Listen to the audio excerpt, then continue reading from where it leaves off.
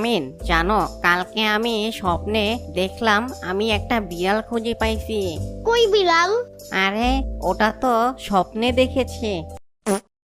ও আচ্ছা, তারপর আর কি দেখলা? স্বপ্নে দেখে সেই বিড়াল আমাদের বাড়ির পেছনে মিয়াও মিয়াও করে ডাকতেছে। আমি ওর কাছে গিয়া ওরে আদর করছি, তারপর ওরে বাসায় নিয়ে আসছি। তাইলে তুমি বিড়াল পাবা একটা।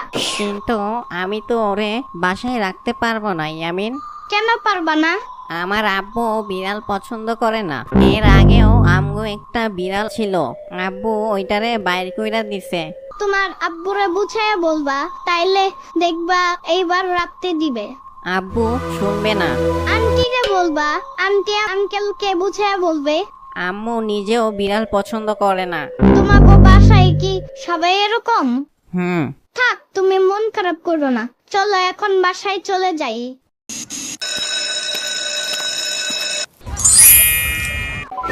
তুমি এখানে কি করো? তোমার শরীরে দেখি অনেক রক্ত। তুমি ব্যথা পাইছো? তুমি ব্যথা পাইছো কেমনে? তোমার কি খিদা লাগছে?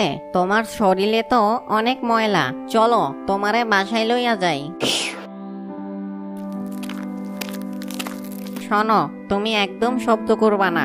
বাসায় আব্বু আম্মু আছে, তারা তোমারে দেখলে বাইর কইরা দিব, ঠিক আছে?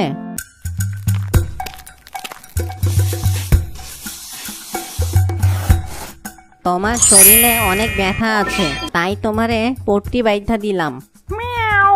বুঝছি, তোমার এখন খিদা লাগছে। দাঁড়াও, আমি তোমার লাগা খাবার আনতাছি।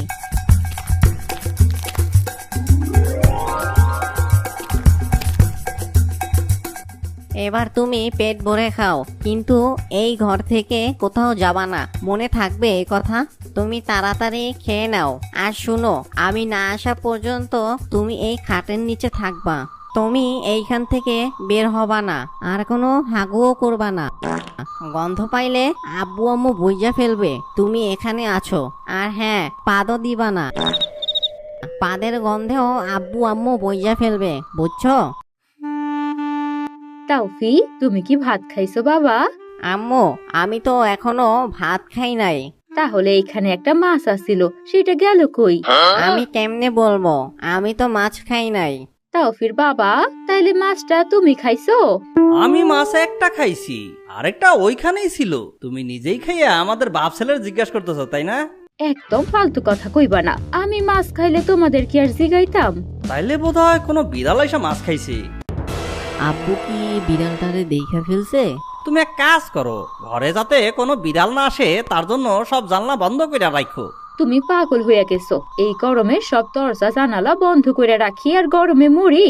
আচ্ছা ঠিক আছে, আমি এখন গেলাম, আমার অফিস আছে।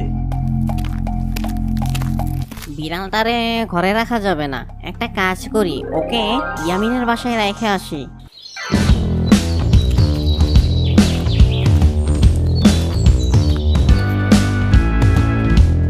ইয়ামিন, এই দেখো, আমি একটা বিড়াল খুঁজে পাইছি। ওয়াও, বিড়ালটা তো সুন্দর। এই বিড়ালটারে তোমার বাসায় রাখতে হবে ইয়ামিন। কেন আমার বাসায় কেন? আমার আব্বু আম্মু বুঝতে পারলে ওরে বাইর করে দিব। কিন্তু আমার ঘরে তো আমি রাখতে পারবো না, বিড়ালের গুয়ের গন্ধে টের পাওয়া যাবে। তাইলে এখন ওরে নিয়ে কি করব? একটা কাজ করা যায়, ওরা সাম্বার ঘরে লুকিয়ে রাখবো। তোমার সাম্বা যদি টের পায়? আরে পাবে না। বিড়াল যদি ডাক দেয় কিংবা হাগু করে, তাইলে? সাম্বা সারাদিন মোবাইল নিয়ে পইরা থাকে, বিড়ালের আওয়াজ শুনতেই পাবে না। কিন্তু বিড়াল হাগু করলে ঘর যদি গন্ধ হয়, তাইলে তো টের পেয়ে যাবে। আরে টের পাইবো না, সাম্বার ঘর অনেক নোংরা থাকে, বিড়াল হাগু করলেও সাম্বা বুঝবে না কোনটা ময়লা কোনটা বিড়ালের হাগু। সত্যি বলতেছো? হ্যাঁ, সত্যি বলতেছি। তাইলে ওরে এখানে রেখে গেলাম, আর তুমি ওরে খাবার দিও লুকাইয়া। আচ্ছা ঠিক আছে। পানির নিচে ডলফিনটা তো জঙ্গলের মতন, হে যাবে জঙ্গলের মতন। পানির নিচে ডলফিনটা তো জঙ্গলের মতন। ইয়ামিন, এই ইয়ামিনের বাচ্চা, কি হইছে সাম্বা? এই বিড়ালরে ঘরে আনছে কে? আমি মানে? তার মানে তুমি আনছো? তোমার বিড়ালরে আমার ঘরে কেন রাখছো? রাখলে কি হইছে সাম্বা? তোমার বিড়াল আমার সারা ঘরে হাগু কইরা ঘর নষ্ট কইরা ফেলাইছে। তোমার ঘর তো এমনিতেই নোংরা, এর ভিতরে বিড়াল একটু হাগু করলে কোনো কিছুই হবে না। কি আমার ঘর নোংরা? ইয়ামিনের বাচ্চা! ওরে বাবা রে, এখন পালাই।